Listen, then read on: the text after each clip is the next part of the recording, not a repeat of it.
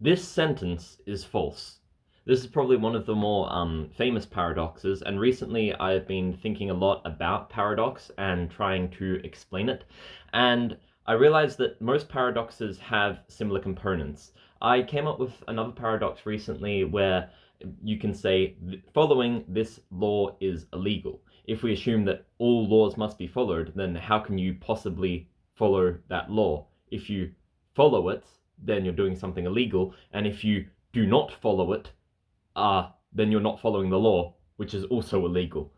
And if you notice, this sentence is false and the law paradox have something in common. They both use negation and self-reference.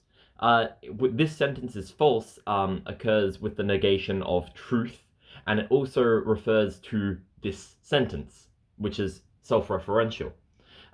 Also, the law paradox uses negation by making something illegal or following that law illegal. And it uses self-reference because it's referring to itself, that law.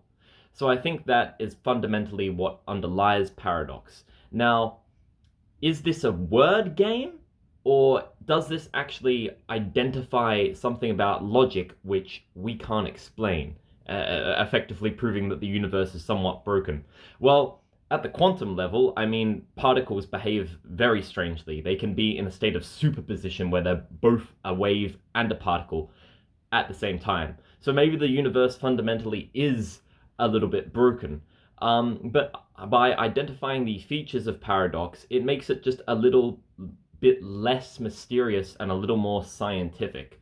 Another paradox, which I actually tried to record this video before, and I tried to explain the Barber paradox, but I could not do it off the top of my head. It's quite complicated, and if you want to give yourself a headache, I suggest you sit down and read it. I'm going to try and explain my answer to the Barber paradox, though, if you know it. I think it's actually a matter of just adding chronological order. If you have stage one, where everyone is shaved by the barber, then you can move to stage two and ask, well, has the barber been shaved? If he has not been shaved, then he counts as a man who has not shaved himself, and therefore he will need to shave himself.